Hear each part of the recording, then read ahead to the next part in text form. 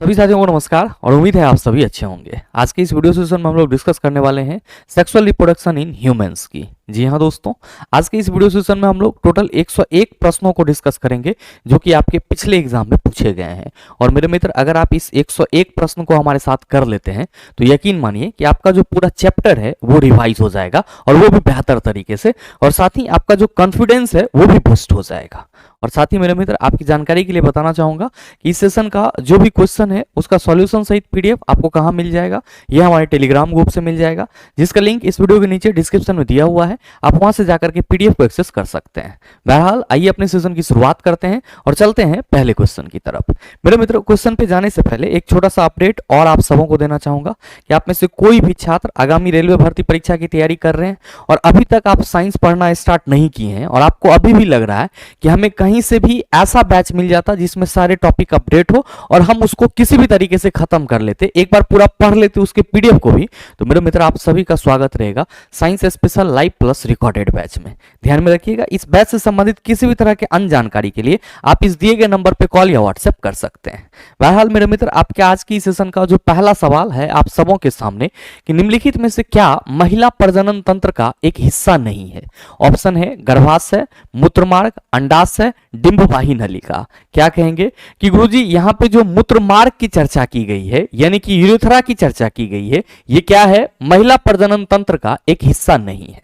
अब सवाल यहाँ पे ये है कि महिला प्रजनन तंत्र का हिस्सा क्या होगा? तो याद रखिएगा, इसी को हम लोग क्या कहते हैं? मादा जनन अंग भी कहते हैं, मादा जनन अंग भी कहते हैं। और इसके अंतर्गत कौन कौन आ जाता है? तो आप सभी याद रखेंगे, अंडाशय आ जाता है जिसको हम लोग क्या कहते हैं? ओवरी कहते हैं। साथ में कौन आता है? आप सभी याद रखेंगे, फैलोपियन ट्यूब आता है जिसको हम लोग क्या कहते हैं? डिंबवाही नलिका कहते हैं। क्या कहते हैं? डिंबवाही नलिका कहते हैं। साथ में कौन आ जाता है? तो आप सभी ध्यान में रखेंगे, फैलोपियन ट्यूब के अलावे अगर हम लोग बात करते हैं तो यूटेरस आ जाता है जिसको हम लोग हिंदी में गर्भाशय कहते हैं। ठीक है, इसके बाद मेरे मित्र आप सभी ध्यान में रखेंगे कि वेजाइना आ जाता है जिसको हम लोग हिंदी में क्या कहते हैं? योनि कहते हैं। और फिर आप सभी ध्यान में रखेंगे, वग या वल्वा आ जाता है, वग या वल्वा आ जाता है। तो ये सभी मिलकर के क्या करते हैं? आप सभी ध्यान में रखेंगे, ये सभी मिलकर के मादा जनन अंग का निर्माण करते हैं या फीमेल रिप्रोडक्टिव सिस्टम का निर्माण करते हैं। अगर हम लोग यहीं पे बात करते हैं, किसकी बात करते हैं? पुरुष जननांग की, यानी कि मेल रिप्रोडक्टिव पार्ट्स की, मेल रिप्रोडक्टिव पार्ट्स की। तो आप सभी को ये ध्यान में रखना होगा कि अगर हम लोग बात करेंगे पुरुष में बोले तो नर जनन अंग की, किसकी बात करेंगे? नर जनन अंग की। तो आप सभी ध्यान में रखेंगे, इसके अंतर्गत कौन कौन आ जाएगा? सर इसके अंतर्गत पहला ब्रिसन, जिसको हम लोग इंग्लिश में क्या कहते हैं? टेस्टिस बोलते हैं। और ये मेल का क्या होता है? आप कहेंगे प्राइमरी रिप्रोडक्टिव ऑर्गन होता है। ब्रिसन के बाद कौन आएगा? आप कहेंगे अधिब्रिसन, जिसको हम लोग क्या कहते हैं? एपिडेमिस कहते हैं। इसके बाद मेरे मित्र कौन आएगा? शुक्रवाहिका, जिसको हम लोग क्या कहते हैं? Vas deferens, शुक्रवाहिका, vas deferens. फिर कौन सा आएगा? आप कहेंगे मूत्राशय, जिसको यूरिनरी ब्लैडर बोला जाता है। और फिर आप सभी कहेंगे मूत्रमार्ग, मूत्रमार्ग, और साथ ही साथ सिसन बोले तो पेनिस। तो अगर आपसे कहीं पे भी सवाल कर लिया जाए मेल रिप्रोडक्टिव ऑर्गन कौन से हैं और फीमेल रिप्रोडक्टिव ऑर्गन कौन से हैं, तो मेरे मित्र आप सभी यहां से आसानी से उसको फाइंड आउट कर सकते हैं। ध्यान में रखेंगे कि गर्भाशय में क्या होता है? आप सभी कहेंगे गर्भ का पालन होता है, गर्भधारण भी यहीं पे होता है। अंडाशय के द्वारा सर अंडा का उत्सर्जन किया जाता है। और डिंबवाही नलिका में क्या होता है? आप सभी याद रखेंगे, निषेचन होता है। मेरे मित्र ध्यान रखेंगे, जिस क्वेश्चन में जितना डिस्कशन आपको मिल रहा है उसको एज इट इज माइंड में रखना है, क्योंकि ये डिस्कशन ही आगे के सवालों को सॉल्व करने में आपको मदद करेगी। और आप यकीन मानिए कि अगर आप पूरा सेशन कर लेते हैं तो हमें नहीं लगता है कि रिप्रोडक्शन से आप अनजान रहेंगे, आप पूरी तरीके से वाकिफ हो जाएंगे। बहरहाल जो अगला सवाल आप सबों के सामने है वो है क्वेश्चन नंबर 2। कहा जा रहा है कि नीचे दिए गए विकल्पों में से गर्भ निरोधक की यांत्रिक बाधा विधि के लिए सही उदाहरण का चयन करें। ऑप्शन है गर्भ निरोधक गोलियों का उपयोग, दूसरा ऑप्शन है कंडोम का उपयोग, तीसरा है कॉपर टी का उपयोग और चौथा है आपका पुरुष नसबंदी। क्या होगा इसका आंसर? क्वेश्चन आपसे ये पूछा जा रहा है कि इन सभी विकल्प में गर्भ निरोधक की यांत्रिक बाधा विधि, इसी को हम लोग इंग्लिश में क्या कहते हैं, याद रखिएगा, इसी को हम लोग इंग्लिश में मैकेनिकल बैरियर मेथड कहते हैं, मैकेनिकल बैरियर मेथड कहते हैं। तो आपसे ये पूछा जा रहा है कि इसमें से यांत्रिक यानी कि मैकेनिकल बैरियर मेथड का सही उदाहरण कौन सा है? आप सभी क्या कहेंगे कि गुरुजी पहले तो हमें यह बताओ कि ये जो यहाँ पे गर्भ निरोधक की बात की गई है, इस गर्भ निरोधक का क्या मतलब हुआ? तो मेरे मित्र आप सभी ध्यान में रखना कि गर्भ निरोधक का सीधा सा मतलब होता है गर्भधारण को रोकना। गर्भ निरोधक का सीधा सा मतलब क्या होता है, आप सभी याद रखेंगे, गर्भधारण को रोकना। अब आप कहेंगे कि गर्भधारण को रोका कैसे जा सकता है? तो मेरे मित्र आप सबों को ये मालूम है, आप सबों को ये मालूम है कि मेल के बॉडी से निकलने वाला स्पर्म और फीमेल के बॉडी से निकलने वाला ओवम जब फैलोपियन ट्यूब में एक दूसरे के साथ मिलेगा तो आप सभी क्या कहेंगे कि गुरुजी यहाँ पे फर्टिलाइजेशन होगा, यहाँ पे फर्टिलाइजेशन होगा और तब जाकर के क्या बनेगा? आप कहेंगे जाइगोट यानी कि युग्मज बनेगा। तो क्या इतना सा बात आपका क्लियर है? आप कहेंगे बिल्कुल सर क्लियर है। क्या कि स्पर्म और ओवम आपस में एक दूसरे के साथ फैलोपियन ट्यूब में मिलते हैं और निषेचन प्रक्रिया के थ्रू क्या होता है? जाइगोट का फॉर्मेशन होता है। तो सवाल यह है कि जब फर्टिलाइजेशन स्पर्म और ओवम के मिलने से हो रही होती है तो यहां पे स्पर्म और ओवम को आपस में न मिलने दिया जाए तब क्या होगा? गर्भधारण रुक सकता है। बिल्कुल आप सभी को यह ध्यान में रखना होगा कि जब भी गर्भधारण होगा तो वो फर्टिलाइजेशन के थ्रू होगा। अब फर्टिलाइजेशन में स्पर्म और ओवम मिल रहा है, हम क्या करें कि स्पर्म और ओवम को मिलने से रोक दें तो आप कहेंगे गर्भधारण नहीं होगा। तो मेरे मित्र आप सभी ये ध्यान में रखना कि गर्भधारण को रोकने की प्रक्रिया गर्भ निरोधक कहलाती है। और अगर हम लोग बात करते हैं गर्भ निरोधक की, किसकी बात करते हैं? गर्भ निरोधक की, तो इसके क्या होते हैं? मुख्य रूप से 4 मेथड होते हैं जिसको आप क्या कर सकते हैं? अपना करके गर्भ को रोक सकते हैं। कैसे? तो पहला होता है नेचुरल प्रोसेस। पहला कौन सा होता है? नेचुरल प्रोसेस, जिसको हम लोग क्या कहते हैं? तो आप सभी याद रखेंगे प्राकृतिक तरीका कहते हैं। दूसरा कौन सा होता है? तो दूसरा होता है आपका बैरियर मेथड। दूसरा कौन सा होता है? Barrier method. और तीसरा कौन सा होता है? अच्छा, इसी बैरियर मेथड को आप मैकेनिकल मेथड भी कह सकते हैं। इसी बैरियर मेथड को आप मैकेनिकल मेथड भी कह सकते हैं। तीसरा कौन सा होता है? सर जी केमिकल मेथड होता है। क्या होता है? केमिकल मेथड होता है। और चौथा कौन सा होता है? तो आप सभी ध्यान में रखेंगे सर्जिकल मेथड। Surgical method. अब सवाल यहां पे ये है कि गुरुजी ये तो हम समझ गए कि गर्भ निरोधक के 4 तरीके होंगे, 4 मेथड्स होंगे, जिसमें नेचुरल प्रोसेस, बैरियर मेथड, जिसको मैकेनिकल मेथड भी बोलेंगे, केमिकल मेथड, सर्जिकल मेथड, ये सभी आएंगे। लेकिन ये होते क्या है? तो याद रखिए कि गर्भ निरोध का सीधा सा मतलब है कि स्पर्म और ओवम को मिलने से रोकना। तो नेचुरल प्रोसेस में यहां पे तरीका ये अपनाया जाता है कि मैथुन के वक्त जब जो स्पर्म है वो फीमेल के बॉडी में इंजेक्ट ना हो, वो बॉडी से बाहर हो, तो आप सभी क्या कहेंगे? नेचुरल तरीके से स्पर्म और ओवम मिलेगा ही नहीं। तो नेचुरल तरीका तो ये हो गया कि सर जो ओव्यूलेशन है उसको होने ना दे, या फिर स्पर्म और ओवम को सर मिलने ही ना दे, और इसके लिए जो भी आपका नेचुरल प्रोसेस है वो आप मैथुन तरीका को मान सकते हो। अब बैरियर मेथड या मैकेनिकल मेथड में क्या होता है? तो ध्यान में रखिएगा कि मेल का जो स्पर्म होता है ये फीमेल के बॉडी में इंजेक्ट होता है। ये क्या होता है? फीमेल के बॉडी में इंजेक्ट होता है। कब इंजेक्ट होता है? तो आप सभी कहते हैं संभोग के दौरान। तो मेरे मित्र आप सभी ध्यान में रखेंगे कि अगर स्पर्म को मेल के बॉडी से बाहर निकलने ही ना दिया जाए तो आप क्या कहेंगे कि गुरुजी इसके लिए कॉन्डोम का इस्तेमाल करना होगा। और ध्यान रखिएगा कि ये जो बैरियर मेथड या मैकेनिकल मेथड है इसमें कौन आ जाता है? कॉन्डोम आ जाता है। कौन आ जाता है? कॉन्डोम आ जाता है। साथ में मेरे मित्र आप सभी ध्यान में रखेंगे ये कॉन्डोम सिर्फ और सिर्फ मेल के लिए अभी तक यूज हो रही थी, लेकिन अभी क्या हुआ है सर, फीमेल कॉन्डोम भी आ गए हैं, कॉपर टी का भी इस्तेमाल होता है एज अ बैरियर मेथड के रूप में, या आप कह सकते हो मैकेनिकल मेथड के रूप में। साथ में कॉपर टी के अलावे लूप का भी इस्तेमाल किया जाता है। तीसरा है आपका केमिकल मेथड। तो मेरे मित्र ध्यान में रखेंगे कि इस केमिकल मेथड में दो चीजें होती है, एक तो क्रीम आती है जो फीमेल के वेजाइना में लगाया जाता है, जो कि स्पर्म को पूरी तरीके से डिस्ट्रॉय कर देता है, और दूसरा होता है आपका कोई कॉन्ट्रिसेप्टिव पिल्स, जिसको इमरजेंसी पिल्स भी कहा जाता है, जिसको मेरे मित्र हम लोग गर्भ निरोध की मौखिक गोली भी बोलते हैं, ऑरल कॉन्ट्रिसेप्टिव्स भी बोलते हैं। अब ये जो ऑरल कॉन्ट्रिसेप्टिव्स होते हैं वो क्या होते हैं, तो सर बेसिकली एस्ट्रोजन और प्रोजेस्टेरोन हार्मोन का गौण मिश्रण होता है, यानी कि एस्ट्रोजन और प्रोजेस्टेरोन हार्मोन का मिश्रण होता है, जो क्या करता है, तो फीमेल के बॉडी से जो ओव्यूलेशन की प्रक्रिया होती है, यानी कि अंडा के रिलीज होने की प्रक्रिया होती है, उसको रोक देती है। क्या करती है, अंडा के रिलीज होने की प्रक्रिया को रोक देती है। तो जाहिर सी बात है गुरुजी, अगर ओव्यूलेशन नहीं होगा, एग रिलीज नहीं होगा, तो स्पर्म उसके साथ मिलेगा ही नहीं, तो भी यहां पे क्या होगा, प्रेगनेंसी रुक जाएगी। तो केमिकल मेथड में हम लोग सर ऑरल कॉन्ट्रिसेप्टिव पिल्स का एग्जांपल देते हैं, साथ ही साथ क्रीम का एग्जांपल देते हैं जो वेजाइना में लगाया जाता है। और सर्जिकल मेथड आप सभी ने कई बार याद करा होगा, पुरुष नसबंदी, जिसको हम लोग मेल नसबंदी के नाम से जानते हैं, और साथ में सर स्त्री नसबंदी, जिसको हम लोग क्या कहते हैं, फीमेल आप कह सकते हो फीमेल के लिए जो यूज होता है उसको हम लोग ट्यूबेक्टोमी कहते हैं, और मेल के लिए जो नसबंदी के लिए यूज होता है वो क्या होता है, वेसेक्टोमी कहते हैं।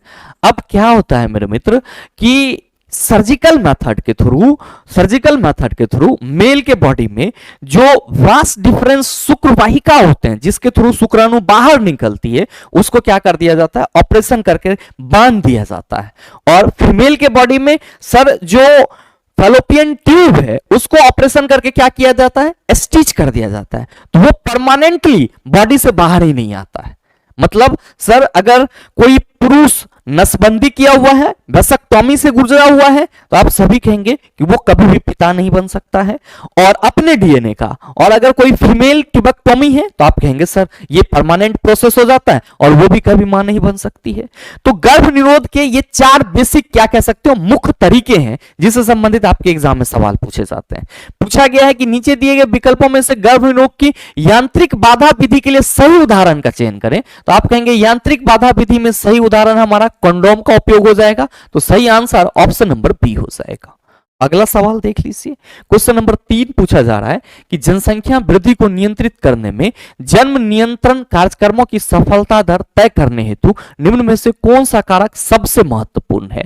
शुक्रवाहिका उच्छेदन, लोगों द्वारा गर्भ निरोधक विधियों की स्वीकारता, नलिका उच्छेदन, गर्भ निरोधक का उपयोग। पहले तो क्वेश्चन को समझो। क्वेश्चन आपसे यह पूछा जा रहा है कि जनसंख्या वृद्धि को नियंत्रित करने में जन्म नियंत्रण कार्यक्रमों की सफलता दर तय करने हेतु निम्न में से कौन सा कारक सबसे महत्वपूर्ण है?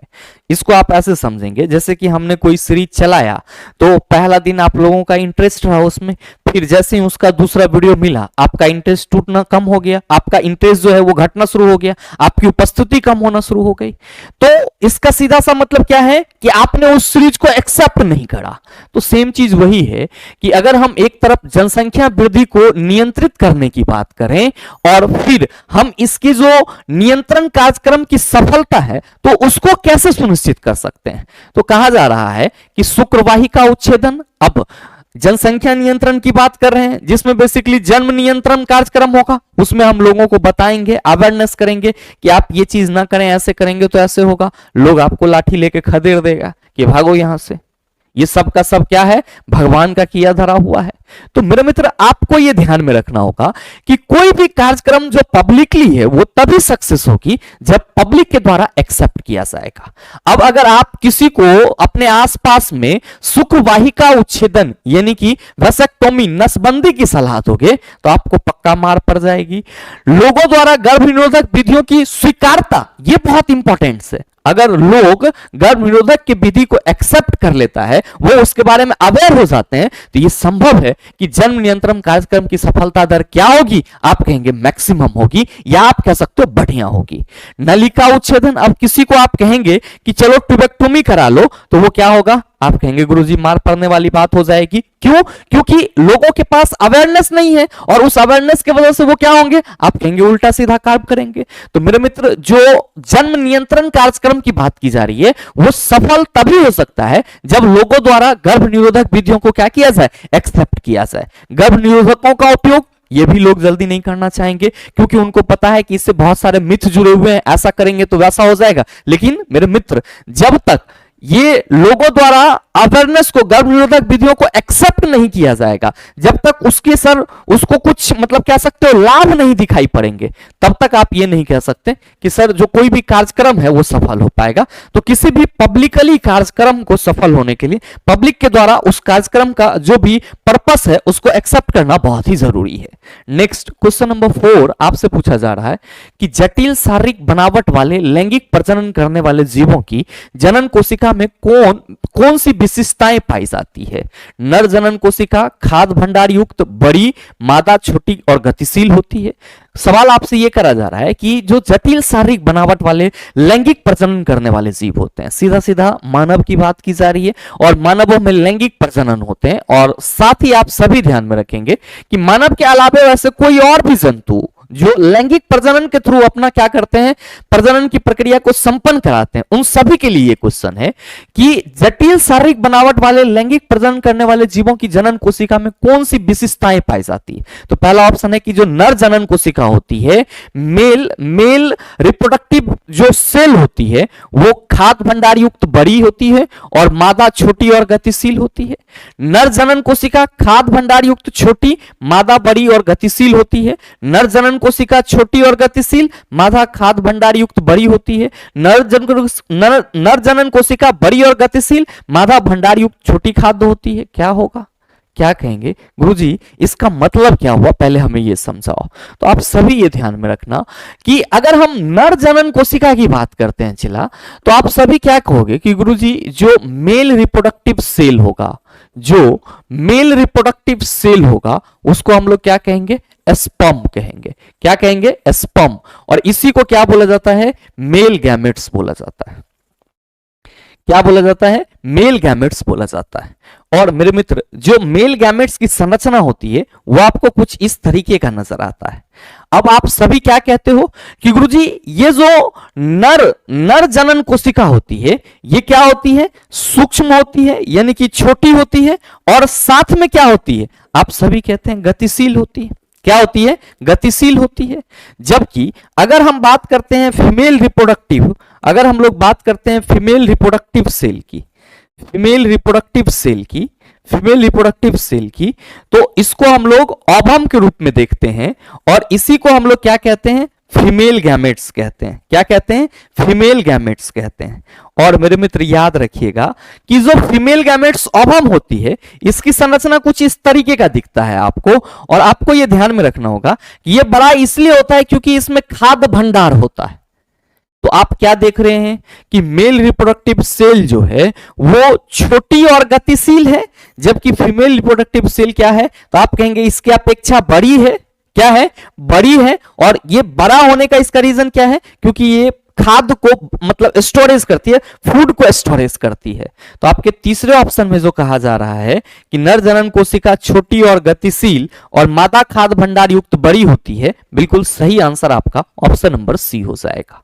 अगला सवाल देखिएगा, क्वेश्चन नंबर 5 आपसे पूछा जा रहा है कि निम्नलिखित में से कौन सी विधि एक शल्य चिकित्सा पद्धति है जिसका उपयोग पुरुषों में शुक्राणु के हस्तांतरण को रोकने के लिए किया जाता है। क्या यह सवाल आपसे नहीं बनेगा, आप कहेंगे गुरुजी अभी जस्ट आपने बताया है कि पुरुषों में शल्य चिकित्सा पद्धति की बात की जा रही है, तो हम सीधे सीधे कहेंगे वेसेक्टोमी। क्या कहेंगे, वेसेक्टोमी। तो पहला है आपका डिंबवाही नलिका को अवरुद्ध किया जाता है, बिल्कुल नहीं, ये किस में होगा, फीमेल में होगा। कॉन्डोम का इस्तेमाल, ये मैकेनिकल बैरियर मेथड है। कॉपर टी प्रविष्टि, सर ये फीमेल में उपयोग किया जाता है। शुक्र वाहिका को अवरुद्ध किया जाना, बिल्कुल right answer of this question is option number D, the vas deferens is blocked which is known as vasectomy. यानी कि शुक्र वाहिका को अगर ब्लॉक कर दिया जाएगा तो आप सभी कहेंगे शुक्राणु बाहर नहीं आएंगे। और ये क्या है सर, सर्जिकल मेथड के थ्रू होने वाला एक आप कह सकते हो जटिल और अस्थाई गर्भ निरोधक विधि है। नेक्स्ट सवाल देखिएगा, क्वेश्चन नंबर 6 पूछा जा रहा है कि डैश अंगों में वृद्धि और विकास के पश्चात गर्भ बन जाता है। मेरे मित्र, भ्रूण अंगों में वृद्धि और विकास के पश्चात किस में बदल जाता है? गर्भ में बदल जाता है। प्लेसेंटा को हम लोग हिंदी में क्या कहते हैं? इसी को हम लोग गर्भनाल कहते हैं। और गर्भ में बच्चों को पोषण इसी के माध्यम से मिलता है। गर्भ में बच्चों को पोषण, गर्भ में बच्चों को पोषण किसके थ्रू मिलता है? आप सभी याद रखेंगे, प्लेसेंटा के थ्रू। युग्मज क्या होता है? मेरे मित्र, इसी को हम लोग इंग्लिश में जाइगोट कहते हैं। और जब मेल और फीमेल गैमेट्स आपस में डिफ्यूज होते हैं तो जाइगोट का फॉर्मेशन होता है। अब आप सभी कहेंगे गुरुजी अंडाणु है, जो कि फीमेल का रिप्रोडक्टिव सेल कहलाता है, यानी कि मादा जनन कोशिका कहलाती है। अब सवाल यह है कि गुरुजी ये भ्रूण एम्ब्रायो कैसे फॉर्म होता है? तो आप सभी ये याद रखना कि मेल गैमेट्स साथ में फीमेल गैमेट्स और साथ ही फीमेल गैमेट्स। मेल गैमेट्स कौन सा? स्पर्म। फीमेल गैमेट्स कौन सा? ओवम। जब मिलता है तो क्या फॉर्म करता है? जाइगोट, युग्मज। इसको, ये जो गैमेट्स हैं इसको हम लोग क्या बोलते हैं? युग्मक बोलते हैं। क्या बोलते हैं इस गैमेट्स को? युग्मक बोलते हैं। और ये जो जाइगोट है, ये इसको हम लोग क्या बोलते हैं हिंदी में? युग्मज। क्या बोलते हैं? युग्मज। और यही युग्मज किस में परिवर्तित होता है? भ्रूण में। और जब इसके अंगों में वृद्धि और विकास होती है तो मेरे मित्र ये किस में बदल जाता है? गर्भ यानी कि फेटस में बदल जाता है। और 9 महीने तक इसका विकास होने के बाद ये क्या होता है? सर बॉडी से न्यू बॉर्न बेबी के रूप में बाहर आता है। अगला सवाल देखिएगा, क्वेश्चन नंबर 7 कि मां से गर्भ को पोषक तत्वों की आपूर्ति डैश के माध्यम से होती है। क्या कहोगे चला? गर्भ में बच्चों को पोषण प्लेसेंटा के माध्यम से होती है, यानी कि गर्भनाल के माध्यम से होती है। सर ये सर्विक्स क्या है? ग्रीवा क्या है? मेरे मित्र, इसी को हम लोग गर्भाशय ग्रीवा के नाम से जानते हैं। और आप सभी ये ध्यान में रखेंगे कि गर्भ का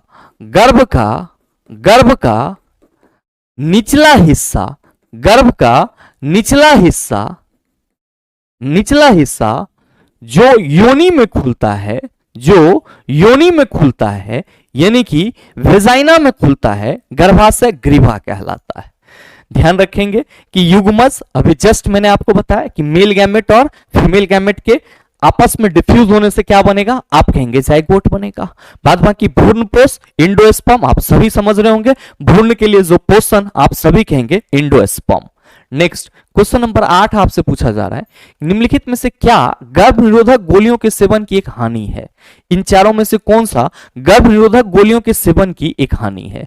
पहला है गोलियों का प्रभाव अपरिवर्तनीय होता है, यानी कि अनचेंजेबल होता है, वो फिर चेंज नहीं हो सकता है। दूसरा है ये रजनोवृत्ति का कारण बन जाती है।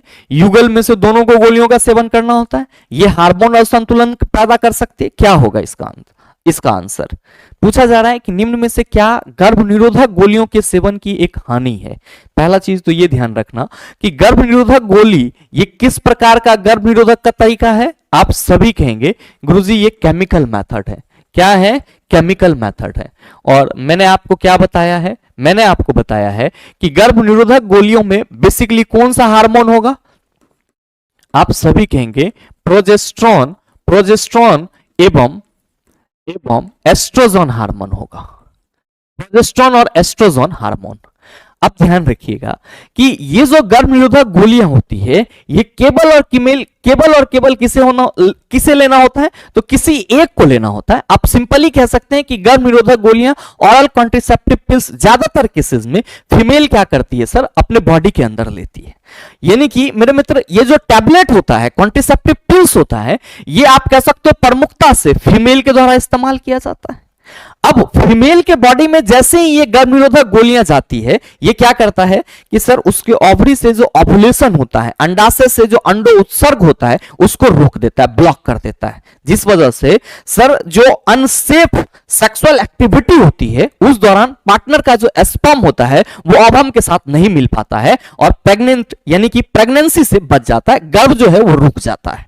अब मेरे मित्र ध्यान रखेंगे कि ये गर्भ निरोधक गोली का फीमेल के बॉडी पे प्रभाव भी पड़ता है।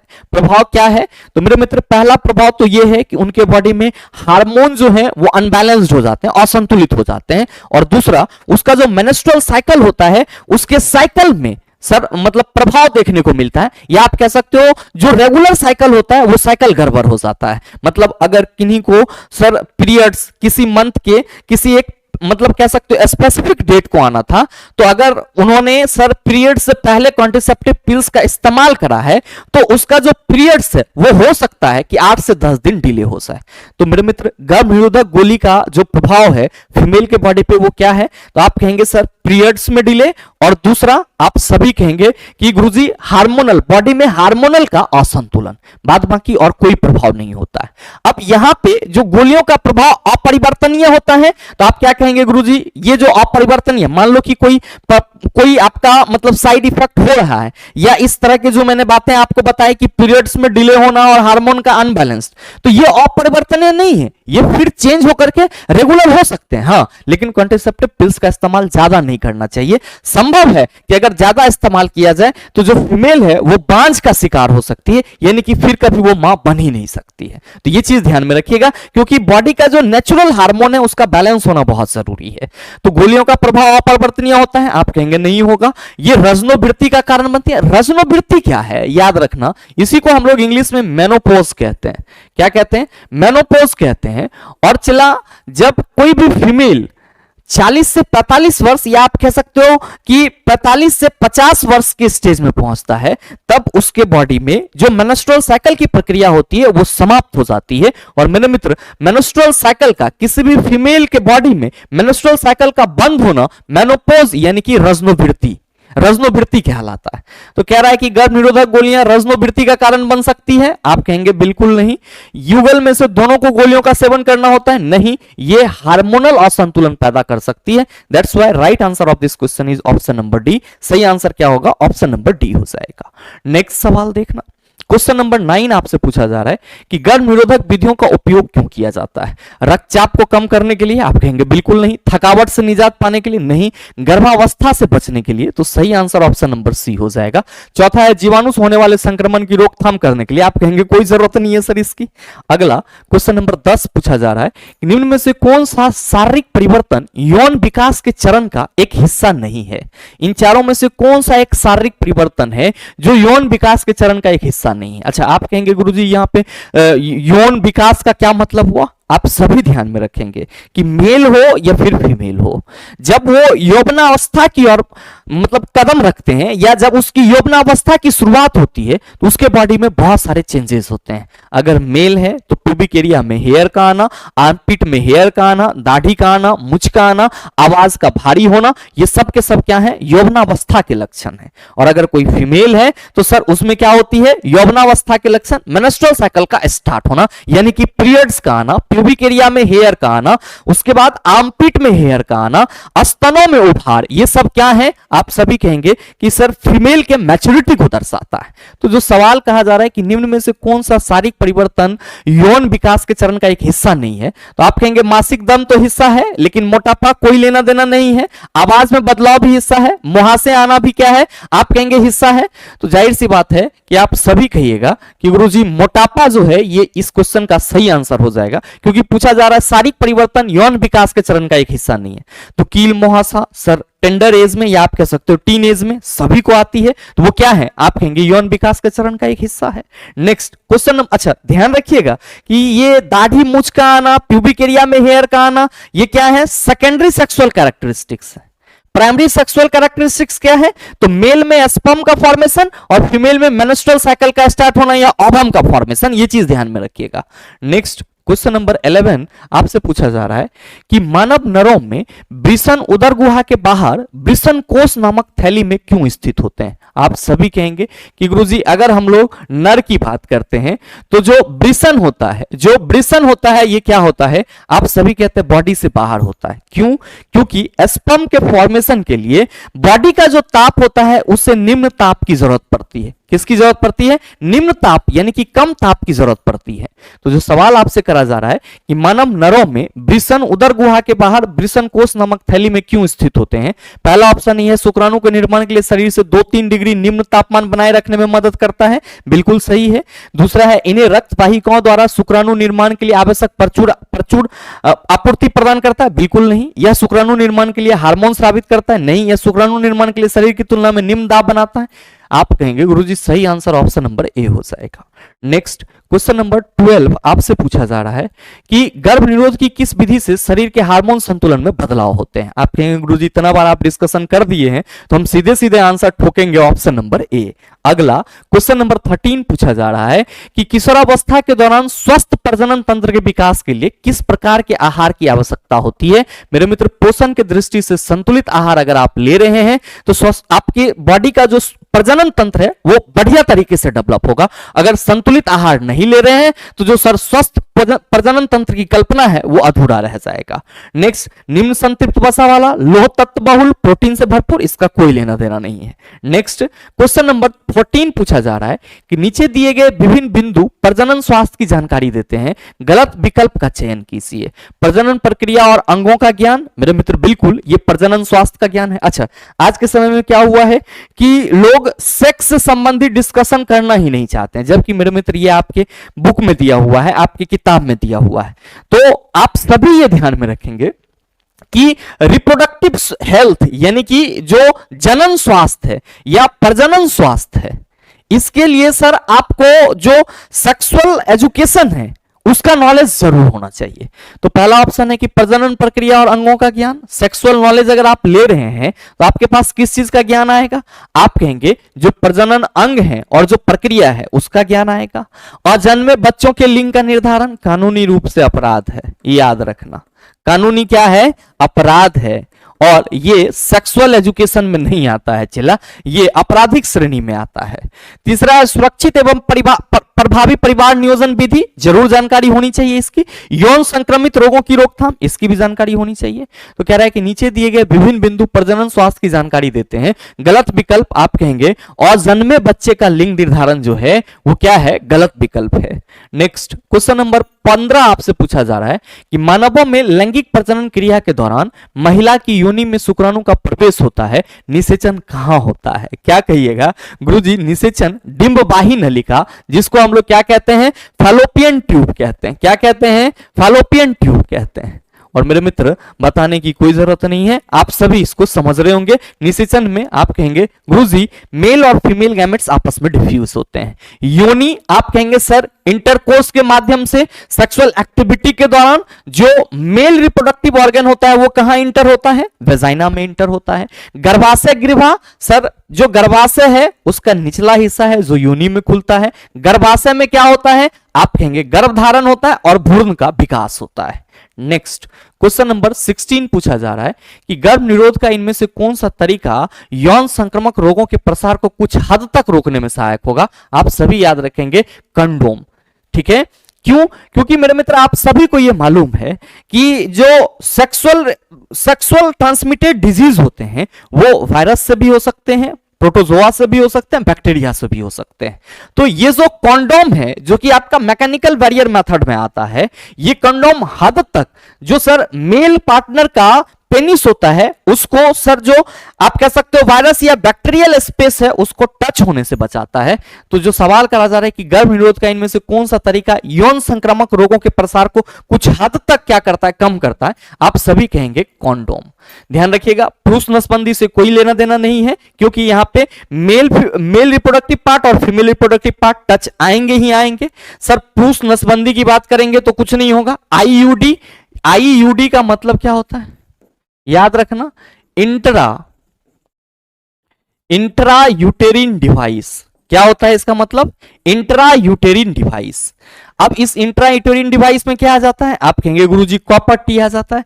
मतलब क्या हुआ कि ऐसा डिवाइस जो क्या किया जाए, यूटेरिन यानी कि जो आपका यूटेरस फीमेल रिप्रोडक्टिव पार्ट है उसके अंदर सेट किया जाए, इसको हम लोग इंट्रा यूटेरिन डिवाइस कहते हैं। मुखी गर्भ निरोधक गोली तो इसको ऑरल कॉन्ट्रासेप्टिव पिल्स बोला जाता है, जो कि मेरे मित्र आप सभी कहेंगे एस्ट्रोजन और प्रोजेस्टेरोन का मिश्रण होता है। नेक्स्ट है क्वेश्चन नंबर 17 कि निम्नलिखित चित्र मादा मानव मादा प्रजनन प्रणाली के खंडीय दृश्य को दर्शाता है। ए और बी द्वारा नामांकित भागों के सही कार्य बताने वाले विकल्प का चयन कीजिए। ध्यान दीजिएगा कि ये जो आप यहां पे डायग्राम देख रहे हैं, ये डायग्राम क्या है? मादा प्रजनन तंत्र का डायग्राम है। ध्यान से समझिएगा, इसको बहुत ही जरूरी है। मादा प्रजनन तंत्र का ये क्या है, आप सभी याद रखेंगे डायग्राम। और मेरे मित्र, इसके कुछ महत्वपूर्ण पार्ट होते हैं जो आपको समझना बहुत ही जरूरी है। सर ये वाला जो हिस्सा होता है इसको हम लोग ओवरी के नाम से जानते हैं, और यहीं से क्या होती है, आप सभी कहेंगे सर जो एग है या ओवम है उसका उत्सर्जन होता है। और ये वाला जो हिस्सा देख रहे हैं इसको डिंबवाही नलिका या फैलोपियन ट्यूब कहते हैं। क्या कहते हैं? डिंबवाही नलिका या फैलोपियन ट्यूब कहते हैं। और निषेचन की प्रक्रिया कहां होती है? सर इसी फैलोपियन ट्यूब में होती है। और ये वाला जो आप हिस्सा देख रहे हैं, ये वाला पूरा हिस्सा, इसको हम लोग क्या बोलते हैं? गर्भाशय। और यहां पे क्या होता है? गर्भधारण और बच्चों का विकास होता है। याद रखेंगे कि फीमेल के बॉडी में 2 ओवरी होते हैं, और ये दोनों ही ओवरी जो हैं वो ओवम का उत्सर्जन करते हैं, एग का उत्सर्जन करते हैं। अच्छा, आपको ये भी याद रखना होगा कि ये एग का उत्सर्जन सर मतलब एक ही मंथ में साथ साथ नहीं होता है, ये अल्टरनेटली होता है। यानी कि अगर किसी मंथ इससे हो रही है तो अगले मंथ इससे होगी, अगर किसी मंथ इससे हुई है तो अगले मंथ इससे होगी। तो आप क्या कहेंगे कि गुरुजी यहां पे एरो में हमें ए दिया गया था और बी दिया गया था। ए गर्भाशय का हिस्सा है और बी जो है वो फैलोपियन ट्यूब का हिस्सा है। तो गर्भाशय में क्या होगा? आप सभी कहेंगे कि गर्भाशय में जो है वो मतलब जो भ्रूण होगा उसका प्रत्यारोपण और विकास होगा। और जो मेरे मित्र आपका बी है, यहां पे क्या होगा? आप सभी कहेंगे निषेचन की प्रक्रिया। तो पहला में है ए में अंडाणु का निषेचन नहीं होगा, ए अंडाणु का निषेचन नहीं होगा, ए में भ्रूण का प्रत्यारोपण और विकास, और बी में अंडाणु का निषेचन। तो सही आंसर ऑप्शन नंबर सी हो जाएगा। नेक्स्ट सवाल देख लो। क्वेश्चन नंबर 18 आपसे पूछा जा रहा है कि लड़कियों को मासिक धर्म रजोधर्म के दौरान संक्रमण और बीमार होने से बचने के लिए स्वास्थ्य और स्वच्छता के संबंध में विशेष ध्यान रखना चाहिए। इस संबंध में निम्न में से कौन सा कथन गलत है? कहा जा रहा है कि लड़कियों को मेंस्ट्रुअल साइकिल के दौरान संक्रमण और बीमार होने से बचने के लिए सर स्वास्थ्य और स्वच्छता के संबंध में विशेष ध्यान रखना चाहिए। तो पूछा जा रहा है कि कौन सा कथन गलत है? पहला है कि लड़कियों का अपने मासिक धर्म रजोधर्म चक्र का ध्यान रखना चाहिए और मासिक धर्म रजोधर्म की शुरुआत के लिए तैयार रहना चाहिए, बिल्कुल सही है।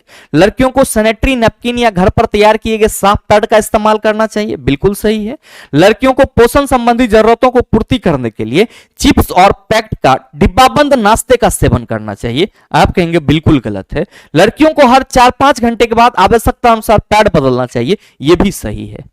मेरे मित्र यहां पे बात करी जा रही है रजोधर्म के दौरान संक्रमण और बीमार होने से बचने हेतु।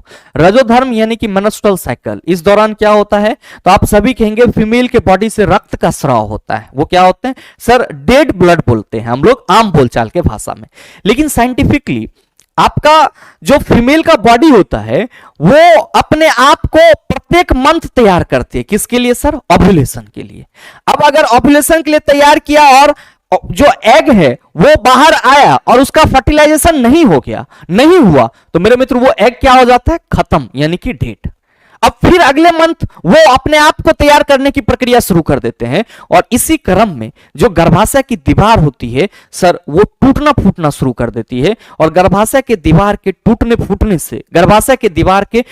फूटने से मेरे मित्र क्या होता है? आप कहते हैं वेस्टेज मटेरियल बनता है, और वही वेस्टेज मटेरियल फीमेल के बॉडी से मेंस्ट्रुअल साइकिल पीरियड्स के रूप में सर आप कह सकते हो डेड ब्लड के रूप में बॉडी से बाहर आता है। तो ऐसे में सर जो फीमेल होते हैं उस वक्त उनको सही पोषण की जरूरत होती है, सही न्यूट्रिशन की जरूरत होती है, अगर उनको अपना स्वास्थ्य और अपना आप कह सकते हो सेहत ठीक ठाक रखना है। और अगर उनको कोई सलाह दे कि आप मतलब पोषण संबंधी जरूरत को पूरा करने के लिए चिप्स और पैक्ड डिब्बाबंद नाश्ते का प्रयोग करें, तो आप क्या कहेंगे? ये पूरी तरीके से गलत होगा। तो जो सवाल पूछा जा रहा है कि कौन सा कथन गलत है, आप सभी कहेंगे ऑप्शन नंबर सी गलत है। तो right answer of this question is option number C. Next question number 19 आपसे पूछा जा रहा है कि निम्न में से कौन सी नसबंदी विधि एक अस्थाई विधि है? कंडोम का उपयोग आप कहेंगे अस्थाई विधि नहीं है, गर्भनिरोधक गोलियों का उपयोग अस्थाई विधि नहीं है, सर्जरी द्वारा नसबंदी अस्थाई विधि है। तो सही आंसर ऑप्शन नंबर सी हो जाएगा। अगला क्वेश्चन नंबर 20 पूछा जा रहा है कि महिलाओं में यौवनारंभ के दौरान पहला मासिक धर्म डैश के रूप में जाना जाता है। याद रखिएगा कि जब फीमेल के बॉडी में सर्वप्रथम मेंस्ट्रुअल साइकिल स्टार्ट होता है तो उसको हम लोग क्या कहते हैं, मेनार्की यानी कि रजो दर्शन कहते हैं। तो आप सभी ये याद रखेंगे, एमसी का स्टार्ट होना यानी कि मेंस्ट्रुअल साइकिल का स्टार्ट होना रजो दर्शन कहलाता है। और रजनोवृत्ति इसी को हम लोग मेनोपॉज कहते हैं। और क्या कहेंगे, एमसी का बंद होना, मेंस्ट्रुअल साइकिल का बंद होना क्या कहलाता है, आप सभी कहेंगे रजनोवृत्ति कहलाता है। नेक्स्ट सवाल देखिएगा, क्वेश्चन नंबर 21 पूछा जा रहा है कि डैश पद मासिक धर्म के समाप्ति को संदर्भित करता है। ना बनेगा, कहोगे गुरुजी रजनोवृत्ति जो है वो मासिक धर्म के समाप्ति को संदर्भित करता है। अगला है क्वेश्चन नंबर 22 कि गर्भ निरोधन की कौन सी विधि एचआईवी के संक्रमण को रोकती है। कॉपर टी, केवल रोध विधि, कॉपर टी और कंडोम, मुख मार्ग से लिए जाने वाले गर्भ निरोधक। आप कहेंगे गुरुजी केवल रोध विधि। सही आंसर ऑप्शन नंबर बी, केवल रोध विधि में कंडोम आएगा। और याद रखिएगा इसी को मैकेनिकल बैरियर मेथड बोलते हैं। अगला है क्वेश्चन नंबर 23 कि लूप किस प्रकार गर्भ निरोधक के रूप में कार्य करता है। आप कहेंगे गुरुजी ये फीमेल के बॉडी में इंजर्ट होता है, लूप फीमेल के बॉडी में इंजर्ट होता है। अब सवाल यह है कि किस प्रकार गर्भ निरोधक के रूप में कार्य करता है। तो पहला है कि यह डिंबवाही नलिकाओं के डिंबवाही नलिका के मार्ग को अवरुद्ध कर देता है, यह भ्रूण के प्रत्यारोपण को निरुद्ध करता है, यह शुक्राणु के स्राव को अवरुद्ध करता है, यह डिंब के स्राव को निरुद्ध करता है। तो आप सभी क्या कहेंगे कि गुरुजी ये डिंबवाही नलिकाओं के मार्ग को अवरुद्ध कर देता है, जिस वजह से ओवम बाहर नहीं रिलीज होता। इसीलिए सही आंसर हमारा ऑप्शन नंबर ए हो जाएगा। आइए बात करते हैं हम लोग अगले सवाल की। अगला है क्वेश्चन नंबर 24 पूछा जा रहा है कि महिलाओं में गर्भाशय की भित्ति स्वयं को विकासशील निषेचित अंडाणु को ग्रहण करने के लिए तैयार करती है। यदि निषेचन नहीं होता है तो गर्भाशय की भित्ति की मोटी परत निस्तारित होकर रक्त के साथ शरीर से बाहर निकल जाती है, इसे कहा जाता है। मेरे मित्र क्या ये सवाल आपसे ना बनेगा? आप कहेंगे गुरुजी आपने इसी सेशन में बताया है कि महिलाओं में जो गर्भाशय की भित्ति होती है वे स्वयं को विकसित करने के लिए यानी कि निषेचित अंडाणु फर्टाइल एग को ग्रहण करने के लिए प्रत्येक माह अपने आप को तैयार करती है। और जब एग फर्टाइल नहीं होती है तो गर्भाशय की भित्ति जो है वो टूट फूट जाती है, गर्भाशय की दीवार जो है वो टूट फूट जाती है और वो रक्त के साथ बॉडी से बाहर निकलती है। इसी को हम लोग मेंस्ट्रुअल साइकिल यानी कि क्या कहते हैं, रजोधर्म या फिर मासिक धर्म। तो सही आंसर हमारा ऑप्शन नंबर बी लेके जाएगा। नेक्स्ट आप सभी ध्यान में रखना कि यहाँ पे गौण लैंगिक लक्षण की बात की जा रही है। मेरे मित्र इसको हम लोग सेकेंडरी सेक्सुअल कैरेक्टर्स बोलते हैं। सेकेंडरी सेक्सुअल कैरेक्टर्स वो कैरेक्टर्स होते हैं जो आपके यौवनावस्था को दर्शाता है, आपको फिजिकली बाहर से आप मैच्योर दिखे इसको बताता है।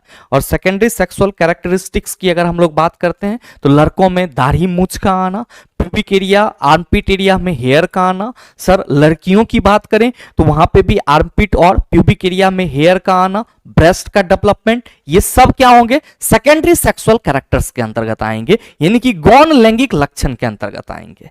नेक्स्ट सवाल देखिए, क्वेश्चन नंबर 25 आपसे पूछा जा रहा है कि निम्नलिखित में से कौन सी गर्भ निरोधक विधि अवांछित गर्भधारण और एसटीडी यानी कि सेक्सुअल ट्रांसमिटेड डिजीज, एसटीडी का मतलब क्या हुआ, सेक्सुअल ट्रांसमिटेड डिजीज, दोनों को नियंत्रित करने के लिए उपयोगी है। आप सभी कहेंगे गुरुजी कंडोम, और कई बार इससे संबंधित सवाल आ गए हैं, तो अब हमें ऐसे सवाल में कॉन्फिडेंस आ जाना चाहिए। नेक्स्ट क्वेश्चन नंबर 26 पूछा जा रहा है कि निम्न में से किस विधि का उपयोग कुछ हद तक एसटीडी की रोकथाम करने के लिए किया जाता है। ध्यान दीजिएगा आंसर सेम है, लेकिन जो क्वेश्चन पूछने का तरीका है चिला, और दोनों ही 2022 एग्जाम में पूछे गए, क्वेश्चन पूछने का तरीका अलग अलग है, ऑप्शन अलग अलग है, तो आपको भ्रमित नहीं होना है। क्या कहिएगा कि गुरुजी एसटीडी की रोकथाम की बात की जाएगी, और साथ ही साथ अगर हम लोग गर्भ निरोध की बात करेंगे तो वहां पे किसका नाम लेंगे, कंडोम, यानी कि सही आंसर ऑप्शन नंबर बी हो जाएगा।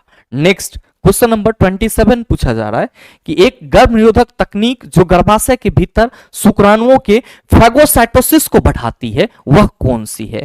कंडोम का उपयोग, कॉपर टी का उपयोग, सर्जरी, गर्भ निरोधक गोलियों का उपयोग। ध्यान दीजिए, कहा जा रहा है कि गर्भ निरोधक तकनीक वो कौन सी है जो गर्भाशय के भीतर शुक्राणुओं के फेगोसाइटोसिस को बढ़ाता है। तो फेगोसाइटोसिस का मतलब क्या होता है सर? नष्ट करना। किसको नष्ट करना? तो कोई बैक्टीरिया या माइक्रो ऑर्गेनिज्म को नष्ट करना। और मेरे मित्र, स्पर्म जो है वो क्या है? आप सभी कहेंगे कि गुरुजी इसको हम लोग रिप्रोडक्टिव जर्म के रूप में देखते हैं या मेल जर्म सेल कहते हैं। और ये जो शुक्राणु है जब वो किसी भी तरीके से नष्ट हो जाता है तो उसको हम लोग फेगोसाइटोसिस के रूप में देखते हैं।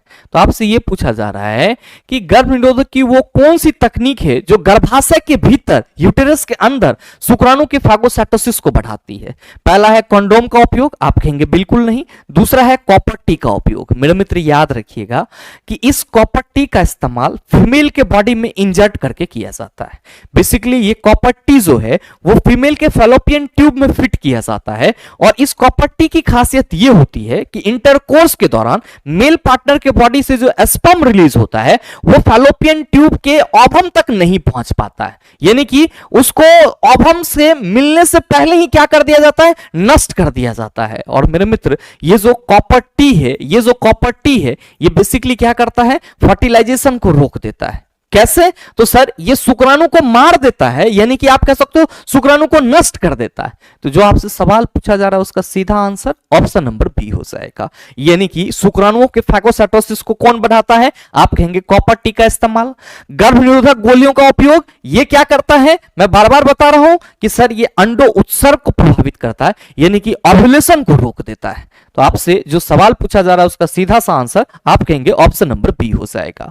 नेक्स्ट क्वेश्चन नंबर 28 आपसे पूछा जा रहा है कि नीचे दी गई तालिका गर्भ निरोधन की 4 विधि और उनके कार्य करने के तरीके को दर्शाती है। कौन सा विकल्प इनके सुमेलन को दर्शाता है?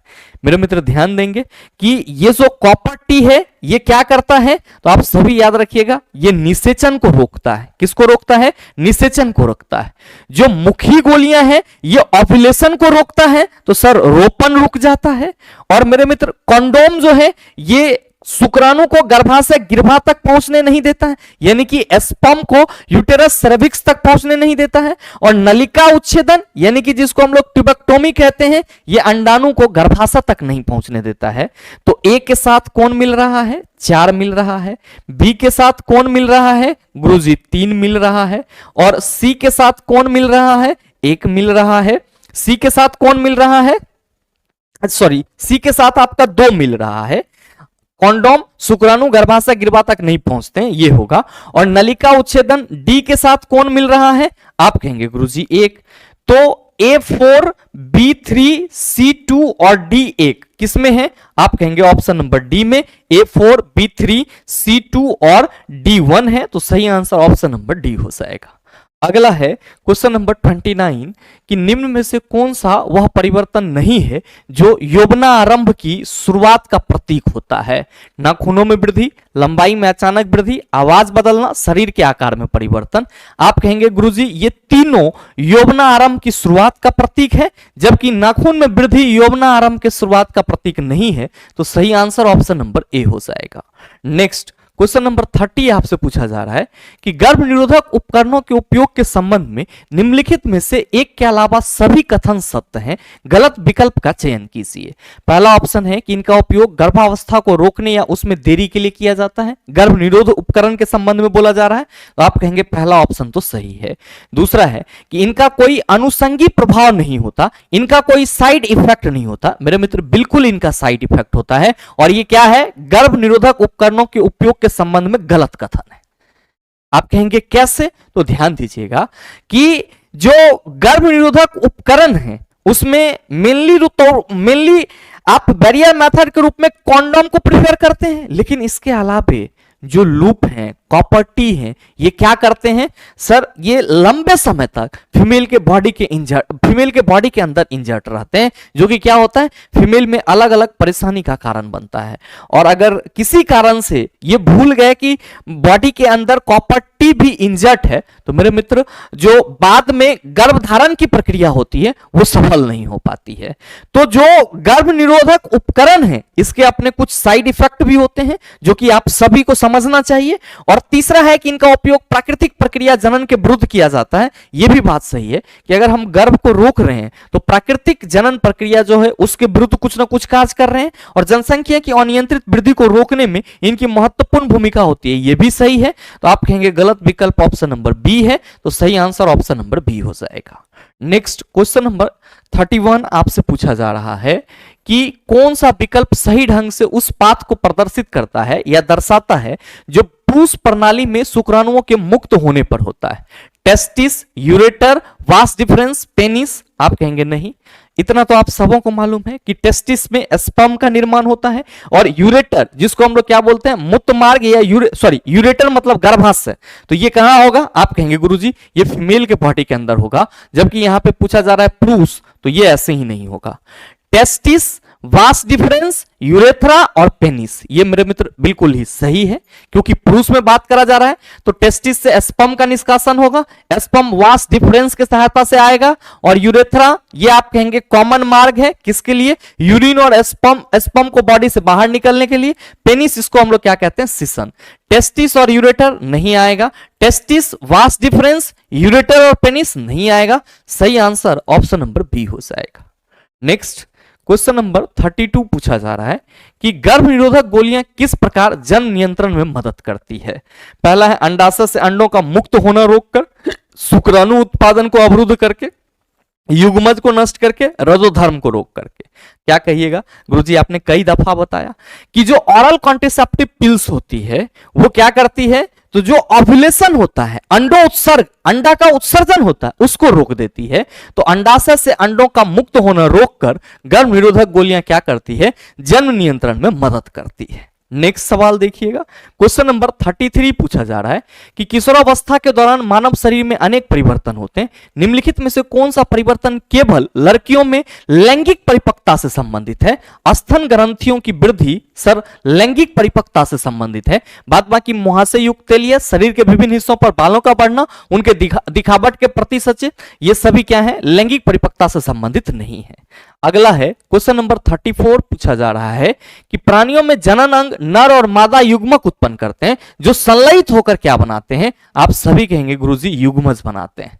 जो नर और मादा युग्मक होते हैं वो आपस में संलयित होकर के आप कहेंगे जायगोट बनाते हैं। ये जायगोट भ्रूण में बदलता है और भ्रूण का विकास गर्भ के अंदर होता है।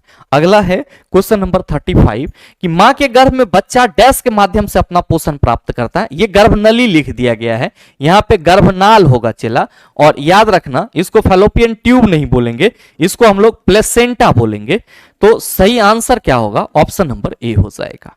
नेक्स्ट क्वेश्चन नंबर 36 पूछा जा रहा है कि लैंगिक प्रजननशील प्राणियों में समान गुण के वंशाणुओं के कितने प्रतिरूप मौजूद होते हैं। ध्यान में रखेंगे 2 प्रतिरूप मौजूद होते हैं।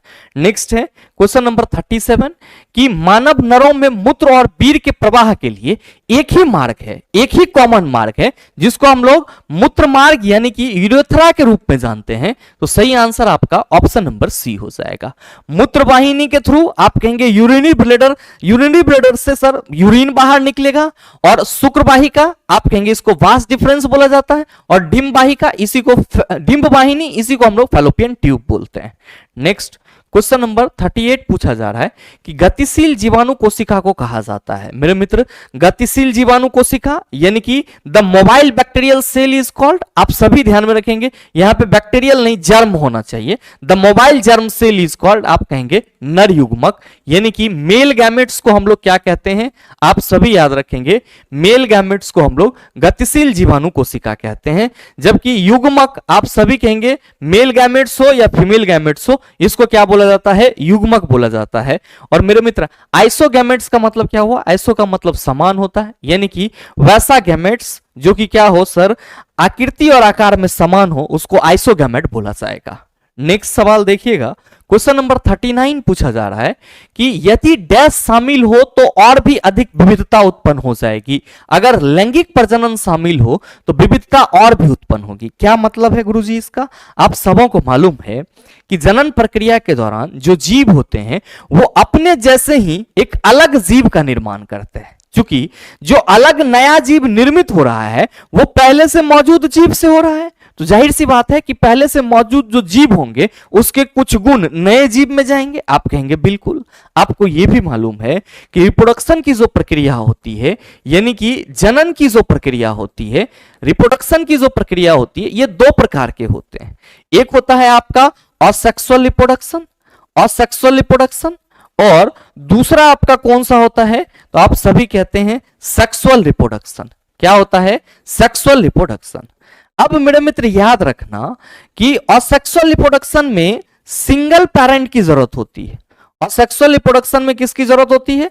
सिंगल पेरेंट्स की जरूरत होती है, और सेक्सुअल रिप्रोडक्शन में डबल पेरेंट्स की जरूरत होती है। अब आप सबों को मालूम है कि गुलाब का पौधा गुलाब के पौधा को ही बनाएगा। गुलाब के पौधे की टहनी को आप ला करके अपने आसपास में कहीं पे लगा दो, कुछ दिन बाद आप क्या देखोगे कि गुरुजी गुलाब का पौधा ही हमें फिर से प्राप्त हुआ है। और उस गुलाब के पौधे में अगर आप भिन्नताएं ढूंढने की कोशिश करोगे तो बहुत कम भिन्नता देखने को मिलेगी। लेकिन अगर आप सेक्सुअल रिप्रोडक्शन की बात करोगे तो, और मानव की बात कर लो या किसी अन्य जंतु की बात कर लो जो सेक्सुअली तरीके से अपने न्यूबॉर्न बेबी को जन्म देती है, तो मेरे मित्र उसमें जो आपको डायवर्सिटीज, विभिन्नताएं देखने को मिलेगी वो बहुत ज्यादा। आप कहेंगे सर मानव तो मानव ही होंगे, बिल्कुल, लेकिन उनका रंग, रूप, आकार एक जैसा नहीं होता है। मेरे मित्र एक कॉमन सा डिफरेंसेस आप सभी अपने परिवार में भी देख सकते हैं। जैसे कि आप देखते होंगे कि आपका कोई फ्रेंड होगा जिसका कान का ये वाला जो पोर्शन है, इसको कर्णपाली कहा जाता है, ये जुड़ा हुआ रहता है, और किसी का सर कटा हुआ रहता है। तो ये क्या है? एक तरह से अनुवांशिक या पैतृक लक्षण है। किसी किसी के परिवार में सर, मतलब किसी बच्चा को 6 उंगली होता है तो उसके दादा को भी 6 उंगली रहा होता है, उसके पापा को भी 6 उंगली रहा होता है। तो ये क्या है सर? विविधताएं हैं, डाइवर्सिटीज हैं। और मेरे मित्र आपको ये ध्यान में रखना होगा कि असेक्सुअल रिप्रोडक्शन में जो विभिन्नताएं होती है वो बहुत कम देखने को मिलती है। लगभग में जो नए जीव होते हैं उसका आनुवांशिक गुण उसके जनक जो कोशिका होते हैं उसके जैसा होता है, लेकिन सेक्सुअल रिप्रोडक्शन में आपको विविधताएं क्या होती है सर? ज्यादा देखने को मिलती है। बाइनरी विखंडन की बात करेंगे, आप कहेंगे असेक्सुअल रिप्रोडक्शन का प्रकार है। वनस्पतिक जनन, वेजिटेटिव प्रोपेगेशन असेक्सुअल रिप्रोडक्शन का प्रकार है। There is a main differences between sexual and asexual reproduction, which is asexual reproduction have a need of single parents, where the sexual reproduction have a need of double parents। ये ध्यान में रखिएगा।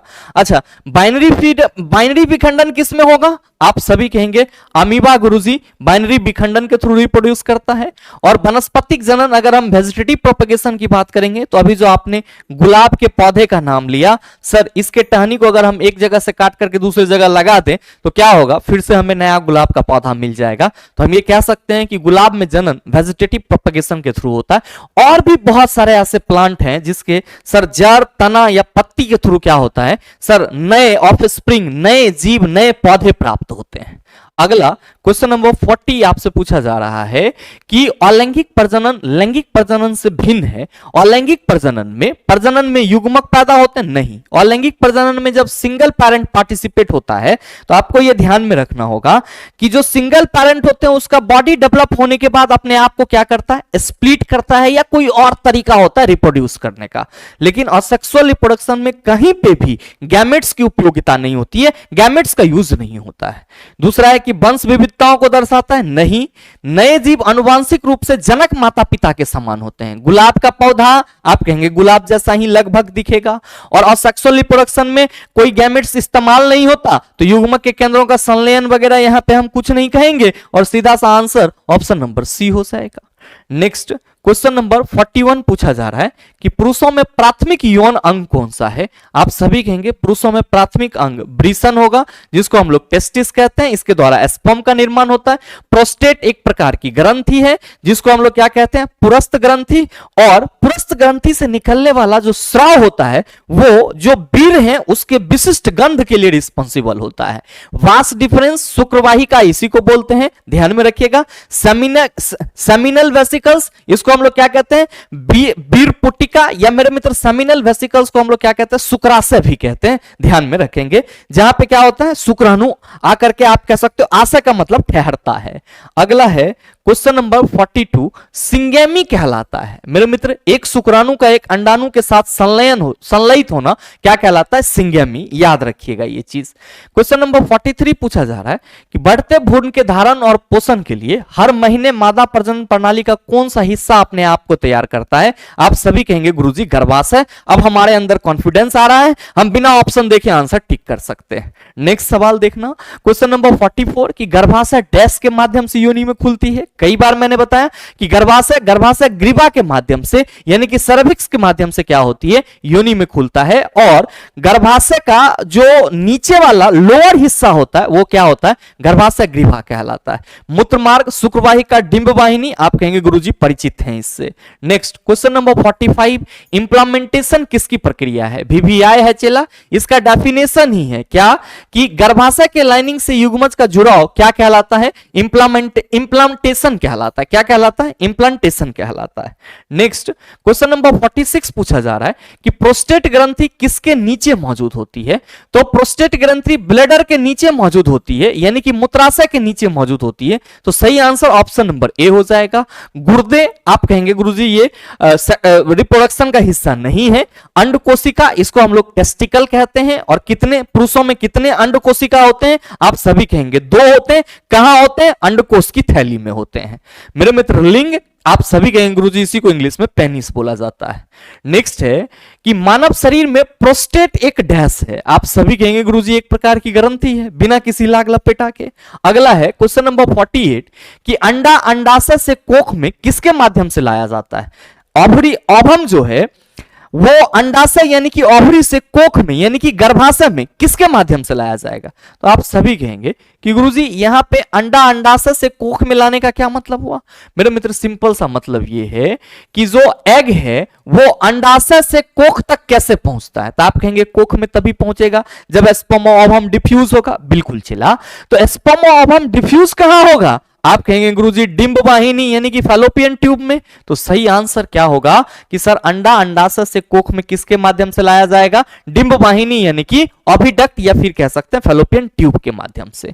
Next question number 49 पूछा जा रहा है कि भ्रूण को एक विशेष उत्तक की सहायता से मां के रक्त से पोषण प्राप्त होता है। आप सभी कहेंगे गुरुजी वो विशेष उत्तक गर्भनाल यानी कि प्लेसेंटा कहलाता है। नेक्स्ट क्वेश्चन नंबर 50 पूछा जा रहा है कि मनुष्यों में पाए जाने वाले प्लेसेंटा उत्तक द्वारा निम्न में से कौन सा काम किया जाता है? भ्रूण के सहायक के रूप में, आप कहेंगे नहीं। भ्रूण को पोषण प्रदान करना, आप ध्यान में रखिएगा कि भ्रूण को पोषण तो प्रदान करता ही करता है, साथ ही साथ भ्रूण से अपशिष्ट पदार्थों को बाहर भी निकालता है। इसीलिए सही आंसर कौन लेके जाएगा? ऑप्शन नंबर सी लेके जाएगा। नेक्स्ट क्वेश्चन नंबर 51 आपसे पूछा जा रहा है कि गर्भाशय में भ्रूण को पोषण प्रदान करने वाला उत्तक, आप सभी कहेंगे गुरुजी प्लेसेंटा। अगला क्वेश्चन नंबर 52 मानव प्रजनन प्रणाली का कौन सा हिस्सा मां के रक्त से भ्रूण को पोषण प्राप्त करने में मदद करता है? आप कहेंगे गर्भनाल। बस क्वेश्चन का आंसर सेम है लेकिन लैंग्वेज, ये बस लैंग्वेज आपको ध्यान में रखना है। इसी चीज के लिए मैंने ये मैराथन लाया है आप सबों के लिए, ताकि एग्जाम से पहले एक फास्ट रिवीजन आपका हो जाए। अगला सवाल देखिए, अब जितने भी टर्म है चला, गर्भाशय, फैलोपियन ट्यूब, गर्भाशय ग्रीवा, कितना बार मैंने आपको समझाया है? आप कहेंगे गुरुजी अब इस पे डिस्कशन करने की कोई जरूरत ही नहीं है। नेक्स्ट क्वेश्चन नंबर 53 आपसे पूछा जा रहा है कि उस अंग का नाम दे जहां भ्रूण विकसित होता है। आप कहेंगे गुरुजी गर्भाशय में भ्रूण विकसित होता है। फैलोपियन ट्यूब में मेल गैमेट्स और फीमेल गैमेट्स मिलते हैं। गर्भाशय ग्रीवा जो है वो गर्भाशय और योनि को अटैच यानी कि जोड़ता है। और मूत्र वाहिनी के थ्रू क्या होगा? आप कहेंगे मूत्र बाहर निकलेगा। नेक्स्ट क्वेश्चन नंबर 54 वृषण डैश में उदर गुहा के बाहर स्थित होते हैं। मेरे मित्र वृषण अंडकोश की थैली में स्कॉटम में क्या होते हैं? उदर गुहा के बाहर स्थित होते हैं। क्यों? क्योंकि स्पर्म के निर्माण के लिए क्या होती है? निम्न तापमान की आवश्यकता होती है। नेक्स्ट क्वेश्चन नंबर 55 आपसे पूछा जा रहा है कि निषेचन के परिणाम स्वरूप किस एक का निर्माण होता है? निषेचन फर्टिलाइजेशन के परिणाम स्वरूप किस एक का निर्माण होता है? आप कहेंगे युग्मज कोशिका, रोगाणु कोशिका, जर्म सेल। यहां पे मेल गैमेट्स और फीमेल गैमेट्स को बोला जा रहा है। और आपको तो मैंने अभी जस्ट बताया है कि मेल गैमेट्स और फीमेल गैमेट्स, मेल गैमेट्स और फीमेल गैमेट्स जब आपस में डिफ्यूज करते हैं तब ये क्या बनाते हैं? आप सभी कहते हैं गुरुजी जाइगोट। और इसी को हम लोग क्या कहते हैं? इम्ब्रा। इसी को हम लोग क्या कहते हैं? युग्मज। क्या कहते हैं? युग्मज। तो युग्मक आप कहेंगे गैमेट, युग्मज आप सभी कहेंगे जाइगोट। नेक्स्ट क्वेश्चन नंबर 56 पूछा जा रहा है कि निम्नलिखित में से कौन सी एक प्रजनन कोशिका है? युग्मक, डब्ल्यूबीसी, आरबीसी, लिम्फोसाइट। आप कहेंगे युग्मक गुरुजी जो है वो एक प्रजनन कोशिका है, जबकि आरबीसी, डब्ल्यूबीसी और लिम्फोसाइट ये हमारा तरल संयोजी ऊतक का हिस्सा है। नेक्स्ट है क्वेश्चन नंबर 57 कि महिलाओं में यौवन की शुरुआत किससे होती है? रजनोवृत्ति, किशोरावस्था, माहवारी, रजोदर्शन। क्या कहिएगा? यौवन की शुरुआत रजोदर्शन से होती है। नेक्स्ट क्वेश्चन नंबर 58 पूछा जा रहा है कि मादाओं में अंडाणु उत्पादन की प्रक्रिया को क्या कहा जाता है? आप सभी के अंडाणु उत्पादन की प्रक्रिया को अंडजनन कहा जाता है, जिसको हम लोग क्या कहते हैं? ओव्यूलेशन कहते हैं। क्या कहते हैं? ओव्यूलेशन, अंडोत्सर्ग कहते हैं। नेक्स्ट है क्वेश्चन नंबर 59 कि मानव शरीर में निषेचन की क्रिया कहां संपन्न होती है? आप सभी कहेंगे गुरुजी फैलोपियन ट्यूब में संपन्न होती है। क्वेश्चन नंबर 60 आपसे पूछा जा रहा है कि मनुष्यों में निषेचन डैश में होता है? आप कहेंगे फैलोपियन ट्यूब में। नेक्स्ट क्वेश्चन नंबर 61 कहा जा रहा है कि डिंब के साथ शुक्राणु का निषेचन होता है? आप सभी कहेंगे फैलोपियन ट्यूब में। ध्यान दीजिएगा, क्वेश्चन का आंसर सेम है लेकिन पूछने का तरीका अलग अलग है, ऑप्शन अलग अलग है। बस यही कॉन्फिडेंस बिल्ड करना है आपको। क्वेश्चन नंबर 62 कि मनुष्य के नवजात शिशु को स्तन ग्रंथि से निकले पहले स्राव को पिलाया जाता है, जिसे कोलेस्ट्रम कहते हैं। कोलेस्ट्रम प्रदान करता है, याद रखिएगा वीवीआई है। क्या वीवीआई है सर? तो नवजात शिशु को स्तन ग्रंथि से निकलने वाला जो पहला मां का दूध दिया जाता है उसको क्या बोला जाता है? कोलेस्ट्रम। और मेरे मित्र ये क्या होते हैं सर? ये रोग प्रतिरोधी शक्ति को बिल्ड करता है, यानी कि आप कह सकते हो इम्यूनिटी को डेवलप करता है। अगला सवाल देखिए क्वेश्चन नंबर 63 कि गर्भ निरोधक गोलियों में डैश शामिल होता है? कई बार मैंने आपको बताया है। और मेरे भाई इसका सही आंसर क्या होगा नीचे कमेंट करके जरूर बताना, आपके कमेंट का इंतजार रहेगा। अगला क्वेश्चन नंबर 64 पूछा जा रहा है कि प्रजनन ऊतकों का परिपक्व होना शुरू हो जाने पर समान रूप से शरीर का विकास कम होने लगता है। किशोरावस्था की इस स्थिति को क्या कहा जाता है? मेरे मित्र किशोरावस्था की इस स्थिति को यौवन यानी कि पुबर्टी कहते हैं। ध्यान रखेंगे जब प्रजनन ऊतक परिपक्व होना शुरू होता है तो जो शरीर का विकास है वो ठहरना सा शुरू हो जाता है। और मेरे मित्र ये जो किशोरावस्था की स्थिति होती है इसी को हम लोग क्या कहते हैं? प्यूबर्टी यानी कि यौवन कहते हैं। नेक्स्ट ध्यान देंगे, अच्छा ये आपका कहां आ गया? हाँ ठीक है, क्या कहते हैं इसको सर? यौवन कहते हैं। अगला आपका परिपक्वता है, मैच्योरिटी। तो आप सभी समझ रहे होंगे मैच्योर होने का मतलब हमारे अंदर समझदारी का आना। मेनस्ट्रुअल यानी कि माहवारी। तो आप कहेंगे गुरुजी कई बार हम लोगों ने डिस्कस करा है। अगला है क्वेश्चन नंबर 65 कि उस उम्र का नाम है जिसके दौरान मानव पुरुषों और महिलाओं के प्रजनन अंग कार्यात्मक हो जाते हैं, गोनेड्स युग्मकों और सेक्स हार्मोन का उत्पादन शुरू कर देते हैं और मानव यौन के प्रति परिपक्व हो जाता है। और मेरे मित्र इसी एज को हम लोग किशोरावस्था यानी कि एडोलसेंस कहते हैं। इस एज में क्या होते हैं? जो सेक्स हार्मोन होते हैं उसका उत्पादन शुरू हो जाता है, पुरुषों और महिलाओं का जो प्रजनन अंग है वो फंक्शनलाइज हो जाता है यानी कि कार्यात्मक हो जाता है। और इस एज को क्या बोला जाता है? एडोलसेंस यानी कि किशोरावस्था बोला जाता है। अच्छा, यौन प्रजनन इसको सेक्सुअल रिप्रोडक्शन बोला जाता है। युग्मक आप सभी समझ रहे होंगे। अनिषेक जनन, तो याद रखिएगा जनन की वह प्रक्रिया जो कि बिना निषेचन का हो क्या कहलाती है? पार्थेनोजेनेसिस कहलाती है। जनन की वह प्रक्रिया जो बिना निषेचन का हो क्या कहलाएगी? पार्थेनोजेनेसिस कहलाएगी। नेक्स्ट क्वेश्चन नंबर 66 पूछा जा रहा है कि शुक्राणु और युग्मकों के संयोग की कौन सी प्रक्रिया युग्मज नामक एक संरचना के निर्माण में परिणामित होती है? आप सभी कहेंगे गुरुजी विखंडन तो नहीं होगा, उत्तक संवर्धन, टिश्यू कल्चर का मतलब हुआ सर आर्टिफिशियल इन्वायरमेंट में क्या करना सर? टिश्यू को डेवलप करना। निषेचन बिल्कुल सही है। लैंगिक प्रजनन, तो सर लैंगिक प्रजनन में ही निषेचन की प्रक्रिया होगी। और पूछा जा रहा है कि शुक्राणु और युग्मकों के संयोग की कौन सी प्रक्रिया युग्मज नामक एक संरचना के निर्माण में परिणामित होती है? आप सभी कहेंगे गुरुजी निषेचन। नेक्स्ट क्वेश्चन नंबर 67 पूछा जा रहा है कि शुक्राणुओं का निर्माण डैश में होता है? मूत्रवाहिनी, प्रोस्टेट ग्रंथि, वृषण, अंडकोश की थैली। आप कहेंगे गुरुजी वृषण में होता है। अगला क्वेश्चन नंबर 68 पूछा जा रहा है कि पुरुषों में वृषण कोश शरीर के बाहर क्यों होता है? आप कहेंगे शुक्राणु निर्माण के लिए समान शरीर के तापमान की तुलना में कम तापमान की आवश्यकता होती है, इसीलिए पुरुषों में वृषण कोश शरीर के बाहर होता है। अगला है क्वेश्चन नंबर 69 आपसे पूछा जा रहा है कि पुरुष में कितने अंडकोश होते हैं? सर पुरुष में 2 अंड कोशिका होती है, 2 टेस्टिकल्स होते हैं।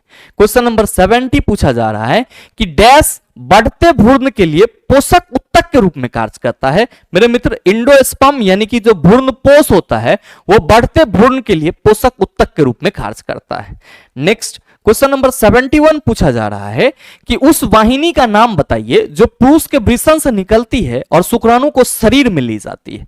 मेरे मित्र आप सभी ध्यान में रखेंगे कि पुरुषों के वृषण से अधिवृषण निकलती है, जहां पे शुक्राणु अस्थायी रूप से होता है और ये क्या करता है सर, शुक्राणु को वृषण से शरीर में ले जाता है। ध्यान देंगे। नेक्स्ट है मूत्र वाहिनी। आप कहेंगे गुरुजी इसके द्वारा मूत्र का वहन होगा, और शुक्रवाहिका यानी कि वास डिफरेंस। तो मेरे मित्र अब शुक्राणु जो एपिडर्मिस के थ्रू गई है वो शुक्रवाहिका के थ्रू क्या होगी, आगे की ओर मूव करेगी। नेक्स्ट क्वेश्चन नंबर 72 पूछा जा रहा है कि शुक्राणु अस्थायी रूप से डैश में रखे जाते हैं। आप कहेंगे अभी आपने जस्ट बोला है कि शुक्राणु अस्थायी रूप से अधिवृषण में रखे जाते हैं।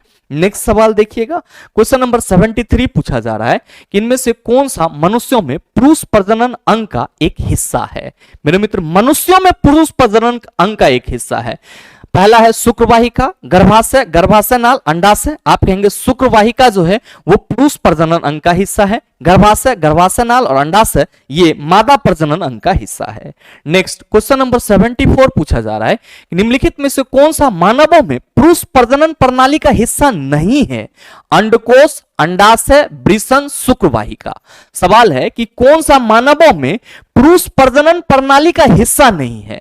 तो यहां पे अंडकोश पुरुष प्रजनन प्रणाली का हिस्सा है, वृषण पुरुष प्रजनन प्रणाली का हिस्सा है, शुक्रवाहिका पुरुष प्रजनन प्रणाली का हिस्सा है, जबकि अंडाशय ओवरी सर मादा प्रजनन प्रणाली का हिस्सा है। तो सही आंसर हमारा ऑप्शन नंबर बी हो जाएगा। नेक्स्ट है क्वेश्चन नंबर 75 कि निम्नलिखित में से कौन सा मादा प्रजनन तंत्र का एक हिस्सा नहीं है। मादा प्रजनन तंत्र का हिस्सा नहीं है। अंडाशय, गर्भाशय, योनि आप कहेंगे मादा प्रजनन तंत्र का हिस्सा है, जबकि शुक्रवाहिका मादा प्रजनन तंत्र का हिस्सा नहीं है। नेक्स्ट क्वेश्चन नंबर 76 पूछा जा रहा है कि डैश में मांसपेशियों के लयबद्ध संकुचन के परिणाम स्वरूप बच्चा पैदा होता है। याद रखिएगा सर गर्भाशय के मांसपेशियों में लयबद्ध संकुचन के परिणाम स्वरूप क्या होता है, आप सभी याद रखेंगे बच्चा पैदा होता है। और बच्चा पैदा होने के दौरान कौन सी हार्मोन रिलीज होती है, रिलैक्सिन हार्मोन रिलीज होती है। नेक्स्ट है क्वेश्चन नंबर 77 कि मादा रोगाणु कोशिकाएं या अंडे किसमें निर्मित होते हैं। आप सभी कहेंगे गुरुजी अंडाशय में निर्मित होते हैं। अगला है क्वेश्चन नंबर 78 कि ग्राफियन पुटक की गुहिका को क्या कहा जाता है। मेरे मित्र आप सभी ध्यान में रखना, ग्राफियन पुटिक यानी कि ग्राफियन फॉलिकल्स की जो गुहिका होती है उसको हम लोग क्वार्टर कहते हैं, यानी कि एंटूम कहते हैं। नेक्स्ट है कि भ्रूण के लिए भोजन संग्रहित करने वाली जनन कोशिका को डैश कहा जाता है। आप इस सेशन के शुरुआत में ही समझ गए थे कि जो मादा युग्मक है ये भ्रूण के लिए क्या करती है, भोजन संग्रहित करती है। तो सही आंसर ऑप्शन नंबर ए हो जाएगा। नर युग्मक आप कहेंगे गुरुजी ये छोटा और गतिशील कोशिका होती है। अगला है क्वेश्चन नंबर 80 आपसे पूछा जा रहा है कि डैश के द्वारा शुक्राणु वृषण से बाहर निकलते हैं। शुक्रवाहिका, अंडवाहिनी, मूत्रमार्ग, मूत्रवाहिनी। यहां पे एपिडर्मिस की बात नहीं की गई है, तो सर आंसर हमारा ऑप्शन नंबर ए हो जाएगा।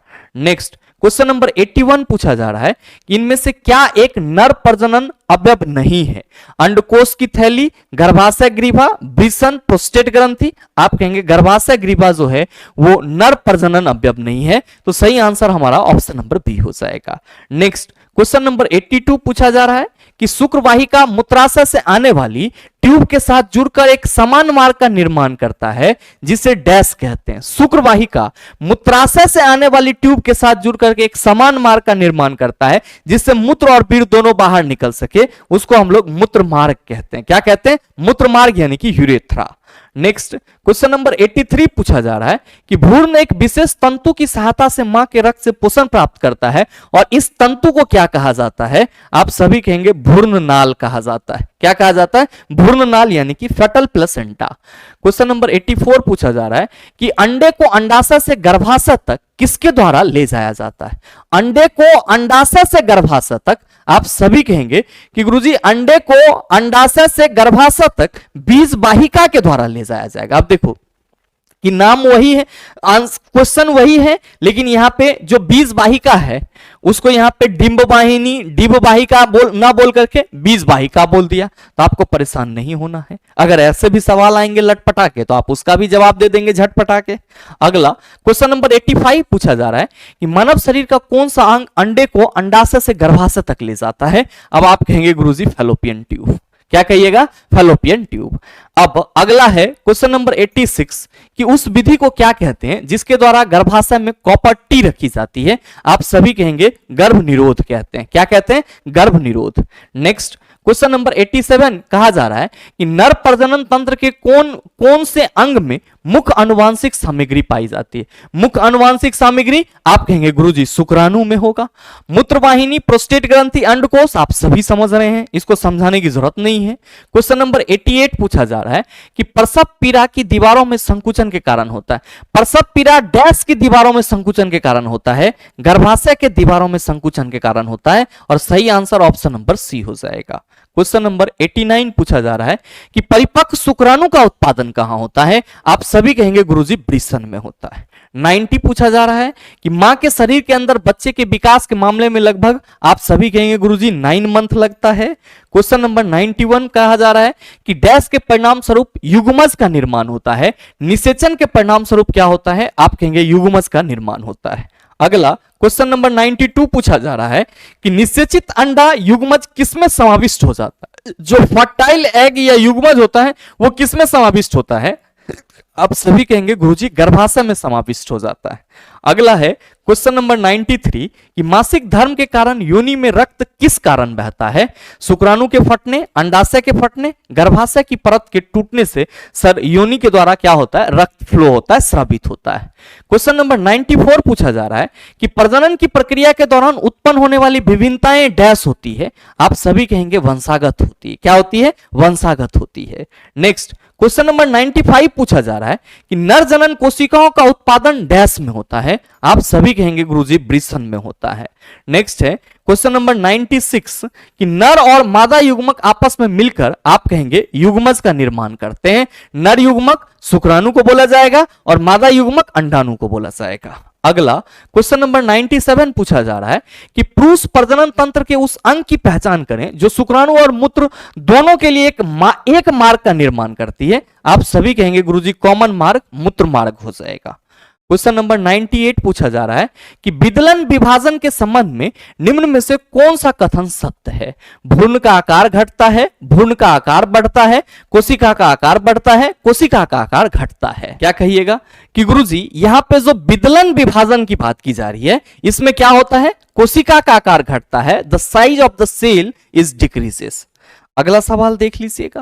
क्वेश्चन नंबर 99 पूछा जा रहा है कि प्रोस्टेट ग्रंथि से होने वाला स्राव डैश में प्रवेश करता है।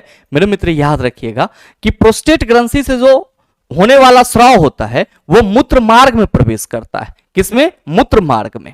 अगला सवाल देखिएगा। क्वेश्चन नंबर 100 आपसे पूछा जा रहा है कि निषेचित अंडा युग्मज डैश की परत में समाविष्ट हो जाता है। आप सभी कहेंगे गुरुजी गर्भाशय में समाविष्ट हो जाता है। और लास्ट सवाल आपसे पूछा जा रहा है कि उस भाग की पहचान करें जहां पुरुष प्रजनन भाग में जनन कोशिका का निर्माण होता है। मेरे मित्र इस लास्ट क्वेश्चन का आंसर भी आप सभी दीजिएगा नीचे कमेंट करके, और ये क्वेश्चन भी आप सबों के लिए होमवर्क है। और मुझे उम्मीद है कि ये जो 101 क्वेश्चन था ये पूरा आपका रिप्रोडक्शन इन ह्यूमन का एक फास्ट रिवीजन था। आपने अगर कहीं से भी थोड़ा सा रिप्रोडक्शन का बेसिक पढ़ रखा है और इस वीडियो को आपने देख लिया है तो मेरे मित्र आप आराम से एग्जाम हॉल में जाइए, और मेरे तरफ से आपके लिए बेस्ट ऑफ लक रहेगा। और रिप्रोडक्शन से संबंधित जो भी सवाल आएंगे आप उसका जवाब आसानी से दे लेंगे, इतना मुझे उम्मीद है। और साथ ही मेरे मित्र उम्मीद ये भी करते हैं कि ये वीडियो आप सबों को अच्छा लगा होगा। अगर आपको वीडियो अच्छा लगा तो वीडियो को लाइक कीजिएगा, ज्यादा से ज्यादा अपने दोस्तों के साथ शेयर कीजिएगा, और अगर आप चैनल पर नए हैं तो सब्सक्राइब करके बेल आइकन दबा लीजिएगा ताकि इस तरह के एग्जाम रिलेवेंट वीडियो का नोटिफिकेशन सबसे पहले आपके पास पहुंचे और आप उसको सबसे पहले देख पाओ। मिलते हैं फिर अगले वीडियो सेशन में, तब तक के लिए best of luck. Thank you, have a nice day.